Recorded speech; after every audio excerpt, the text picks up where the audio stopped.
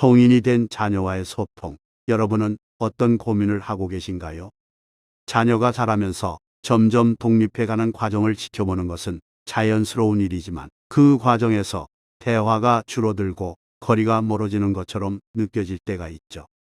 성인이 된 자녀와의 소통을 어떻게 이어가야 할지 고민해 보신 적이 있으신가요? 오늘은 자녀와의 소통을 더 원활하게 이어가기 위한 세 가지 중요한 조언을 드리고자 합니다. 안녕하세요. 황혼의 지혜 황 박사입니다. 오늘 이야기는 장성한 자녀와 대화할 때 어떤 것들을 주의해야 하는지, 그리고 그 과정에서 자녀를 독립된 성인으로 대하는 것이 왜 중요한지에 대해 이야기해 보려 합니다. 오늘은 특별히 충청도에 사는 60대 영숙 씨와 그녀의 장성한 세 딸 이야기를 통해 부모와 자녀 간의 관계를 어떻게 건강하게 발전시킬 수 있을지 함께 살펴보겠습니다. 영숙 씨는 3명의 딸을 둔 어머니입니다. 첫째 딸과는 소통이 매우 원활했죠. 매주 전화 통화를 주고받으며 서로의 일상을 나누고 즐거운 대화를 이어갔습니다. 그들은 서로가 최근 읽은 책 이야기나 주말에 있었던 일들에 대해 이야기하며 늘 긍정적인 에너지를 주고받았습니다. 그런데 둘째 딸은 조금 달랐습니다. 바쁜 직장 생활 탓인지 자주 연락하지 않았고 전화를 할 때면 어딘가 풀이 죽어 보이는 목소리에 영숙 씨는 속으로 내가 딸에게 뭔가 잘못한 게 있을까? 라는 고민을 하곤 했습니다. 또 셋째 딸은 긴 수험 생활 끝에 대학 생활을 시작해 타지에서 처음으로 자취를 하게 되어 독립 생활에 적응하느라 자연스레 연락이 뜸해졌습니다. 이런 상황에서 영숙 씨는 자주 딸들의 걱정을 하게 되었습니다. 어느 날 영숙 씨는 둘째 딸과 오랜만에 만나 대화를 나누게 되었습니다.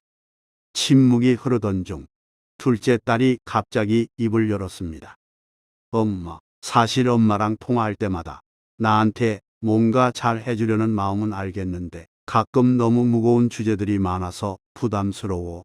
엄마가 항상 나에게 진로나 직장 얘기를 꺼낼 때마다 더 잘해야 한다는 압박감을 느꼈던 것 같다. 영숙 씨는 이 말을 듣고 깜짝 놀랐습니다. 자식을 걱정해서 했던 말들이 오히려 딸에게 스트레스가 되고 있었다는 사실을 그제서야 알게 된 것입니다. 영숙 씨는 그날 이후 딸들과의 대화 방식을 바꾸기로 결심했습니다. 첫째 딸과는 원래 잘 맞았기 때문에 이전처럼 가볍고 유쾌한 이야기를 나누며 서로의 관심사를 공유했고, 둘째 딸과는 조금 더 부드럽고 가벼운 주제로 대화를 시작했죠. 최근에 재미있게 본 영화나 드라마 있니? 라며 관심사를 물어보고 딸이 편하게 이야기를 할 수 있도록 배려했습니다. 셋째 딸에게도 독립생활을 격려하며 자취생활 잘하고 있지? 혼자서도 잘 해내고 있는 것 같아 대단해라고 칭찬하면서 자주 만나지 못하더라도 서로의 삶을 존중하는 자세를 유지했습니다. 대체 어떻게 이렇게 바뀔 수 있었을까요? 영숙 씨는 말합니다. 이제야 자식들과 제대로 대화하는 것 같다고. 그리고 이 깨달음을 나누고 싶다고. 따라서 오늘은 영숙 씨의 경험을 바탕으로 자녀와의 통화에서 꼭 기억해야 할 3가지 중요한 조언을 소개하겠습니다. 이 조언들이 자녀의 성장과 독립을 이해하고 소통하며 부모 스스로도 행복한 삶을 꾸려나가는 데에 큰 도움을 줄 것입니다. 첫 번째 조언, 부담을 덜어주는 대화를 나눠야 합니다. 부모로서 자녀의 안전과 행복을 염려하는 것은 자연스러운 일이지만 그 염려가 자녀에게는 때로는 부담으로 다가올 수 있습니다. 자녀들이 자주 연락하지 않거나 연락이 드문 이유가 바로 이러한 무게 때문일 수 있습니다. 자녀들은 부모님의 걱정이 사랑에서 비롯된다는 걸 알면서도 그로 인해 스트레스를 받을 수 있습니다. 물론 자녀에게 조언과 걱정이 필요할 때도 있지만 지나치게 간섭받는다는 느낌을 주지 않도록 대화를 시작할 때 주의하는 것이 중요합니다. 영숙 씨의 둘째 딸은 엄마가 늘 진로나 직장 생활에 대한 무거운 주제를 꺼내면서 자신의 성과에 대한 압박을 받곤 했습니다. 딸은 자신이 충분하지 못하다는 불안감을 느끼게 되었죠. 하지만 영숙 씨가 대화를 가볍고 긍정적인 주제로 바꾸자 둘째 딸은 더 편안하게 대화에 참여할 수 있게 되었습니다. 최근 좋아하는 영화나 드라마 뭐 봤니? 같은 질문은 딸이 더 부담 없이 대화를 이어가도록 도와주었습니다. 부모가 자녀와의 대화를 부담스럽게 느끼지 않게 하려면 긍정적이고 가벼운 주제로 대화를 시작하는 것이 좋습니다. 대화를 나누는 과정에서 자녀는 부모님과의 소통을 더 긍정적으로 받아들이게 됩니다. 자녀의 성과나 진로에 대한 걱정보다는 그들이 관심 있는 주제에 대해 이야기를 나누는 것이 소통의 첫걸음이 될 수 있습니다. 두 번째 조언, 자녀의 시간과 상황을 존중하는 태도를 가져보세요. 자녀는 성장하면서 점점 더 독립적인 존재로 변해갑니다. 그들의 시간은 친구, 직장, 새로운 경험들로 채워지며 부모와의 대화는 그중 일부일 뿐입니다. 자녀가 독립적으로 생활을 꾸려가는 것은 자연스러운 과정이며 이는 그들의 성장을 나타내는 중요한 신호입니다. 이때 부모님이 자주 연락을 시도하는 것은 자녀에게 부담을 줄 수 있습니다. 자녀가 자주 연락하지 않는 것은 부모를 사랑하지 않아서가 아니라 그들이 성인으로서 스스로의 삶을 꾸려가고 있다는 증거입니다. 셋째 딸은 대학 생활을 시작하며 자취를 하게 되어 독립 생활에 몰두하느라 연락이 뜸해졌습니다. 대학이라는 새로운 환경에서 스스로의 일정을 조율하는 것도 큰 도전이었죠. 하지만 영숙 씨는 딸의 독립적인 생활을 존중하고 딸이 필요할 때 먼저 연락할 수 있도록 여유를 두기로 했습니다. 자취 생활 잘하고 있지. 너 혼자서도 잘 해내고 있는 것 같아서 대단해라는 말은 딸에게 자립을 격려하면서도 부담스럽지 않게 대화를 이어가는 좋은 방법이었습니다.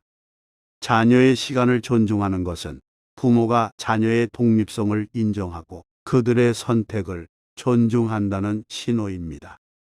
자녀가 스스로 자신의 속도에 맞춰 삶을 꾸릴 수 있도록 배려하는 것이 중요합니다.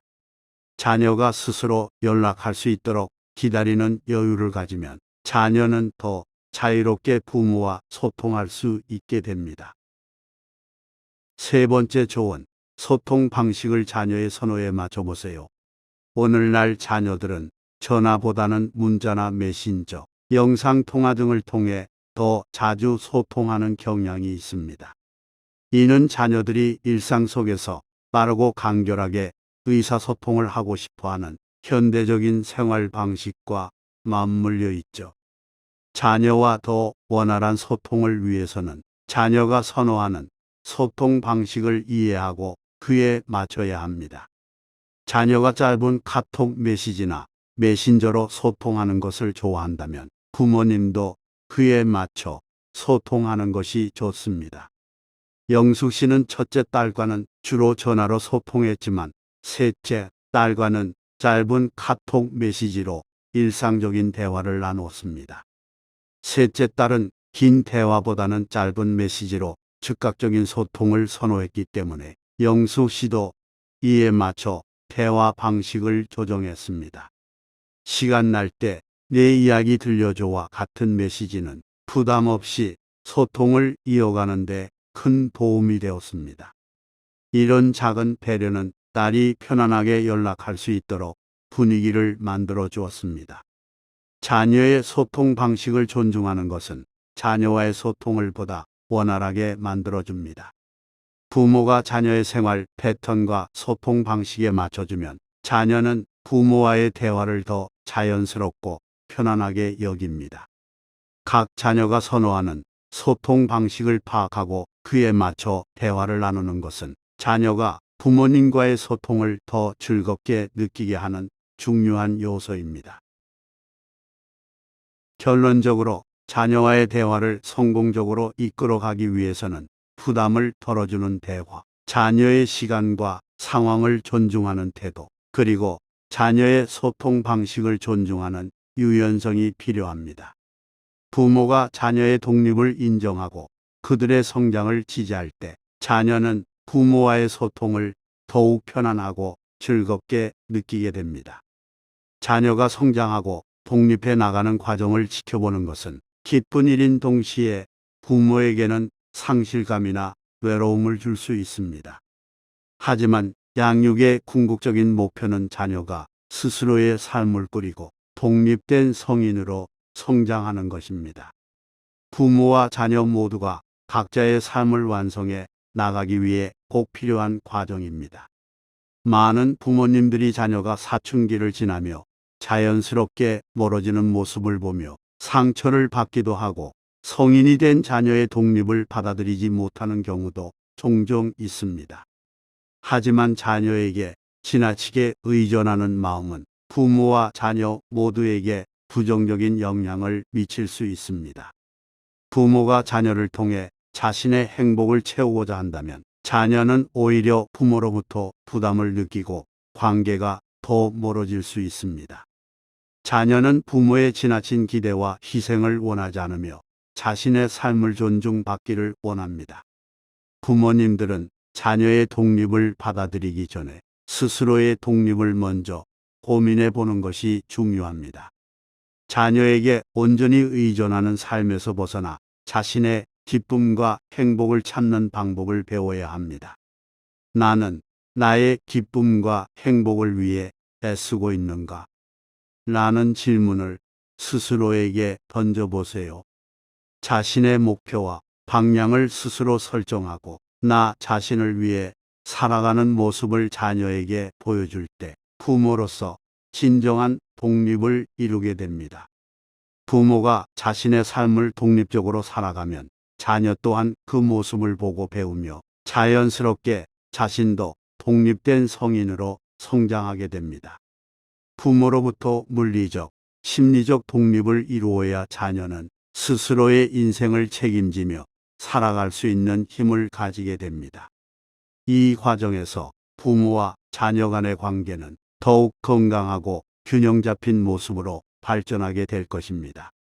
결국 부모로서 가장 중요한 것은 자녀를 위해 모든 것을 희생하는 삶을 살기보다 자신의 삶을 먼저 돌보고 독립적인 존재로서 살아가는 것입니다.